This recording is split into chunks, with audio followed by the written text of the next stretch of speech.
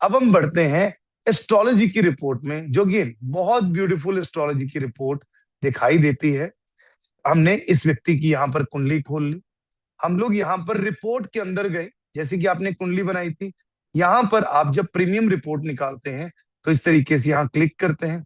Again, इस व्यक्ति के लिए आप जो भी कोई कंसर्न्स सिलेक्ट करना चाहते हैं तो आप कंसर्न सिलेक्ट कर सकते हैं। उसके बाद यहाँ पर आपकी प्रीमियम एस्ट्रो वास्तु रिपोर्ट नजर आ रही है। Astro vastu report is again so wonderful that you will actually love this report. जैसे कि वास्तु रिपोर्ट आपने देखा, देवता एनालिसिस, कस्टमाइज्ड प्लान, हर चीज की रेमेडी दी गई। यहाँ पर तो सिर्फ डेट ऑफ बर्थ डाली, आपकी फॉर्च्यून रिपोर्ट आई, आपकी कुंडली, आपका केपी चार्ट, ये सारी चीजें आ गई। वेरी ब्यूटीफुली यहाँ पर बताया गया है कि आपका पहला घर आपके बारे में क्या कहता है, आपका दूसरा घर आपके बारे में क्या कहता है, आप पैसा कैसे कमा सकते हो, आपका तीसरा घर संघर्ष का आपके बारे में क्या कहता है, चौथा घर आपके बारे में क्या कहता है। इसी तरीके से आपके 12 के 12 घरों का इतना डिटेल्ड एनालिसिस यहाँ पर दिया गया है कि जिससे एक व्यक्ति को अपने बारे में बहुत अच्छे तरीके से समझ में आ जाता है।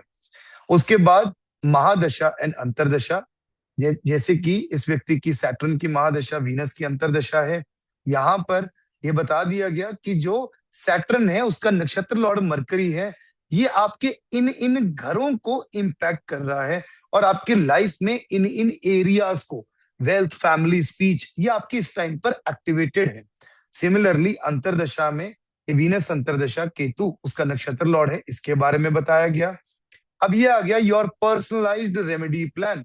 आपकी महादशा और अंतरदशा का ये पीरियड है, इनमें ये प्लैनेट्स एक्टिवेटेड हैं और यहाँ पर आपकी हिट थ्योरी के accordingly mercury sitting in 8th house creating 180 degree obstruction on your active planet, life areas affected if you are facing problems in wealth, family, speech, home, mother, ऐसी कोई भी चीज है तो आप ये रेमेडीज कर सकते हैं। ये हूबहू वही रेमेडीज हैं जो मैं अपने एस्ट्रो वास्तु के कंप्लीट कोर्स के अंदर कराता हूं, बताता हूं कि एक व्यक्ति को किस प्रकार से अपने लिए रेमेडीज करनी है। उसके बाद treat Saturn, planetary obstacles on your houses, ये आ गया। ये सारा रेमेडियल प्लान चल रहा है।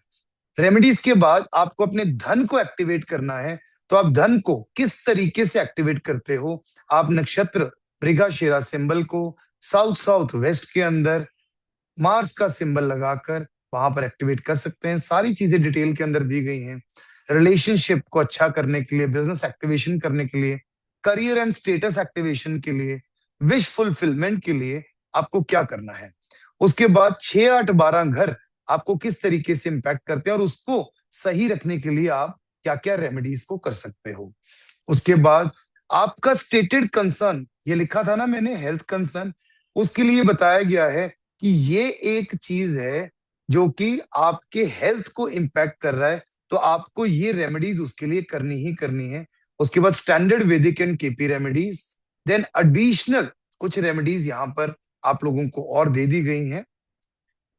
वेरी इंपॉर्टेंटली, जो हमने लास्ट एस्ट्रो वास्तु की क्लास लगाई थी उसमें भी था best directions for your work और office in a priority order, best direction for bedroom sleeping in priority order, best favourable entrances आपके लिए होम के लिए, कौन कौन सी एंट्रेंसेस फेवरेबल हैं, आपके बिजनेस प्लेस के लिए कौन कौन सी एंट्रेंसेस फेवरेबल हैं। तो ये सब चीजें आपको यहीं पर बता दी जाती हैं, राइट।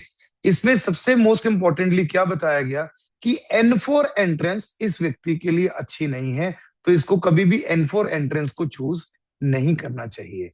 ये थी एक डिटेल्ड एस्ट्रो वास्तु की रिपोर्ट। मजा आ रहा है ये रिपोर्ट्स देखकर।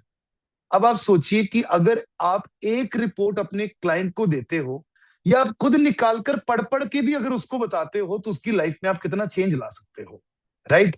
ये सारा का सारा जो टूल बनाया गया है एक कंसल्टेंट के लिए बनाया गया कि एक कंसल्टेंट कैसे अपने कंसल्टेंसी के करियर को और अपलिफ्ट कर सकता है।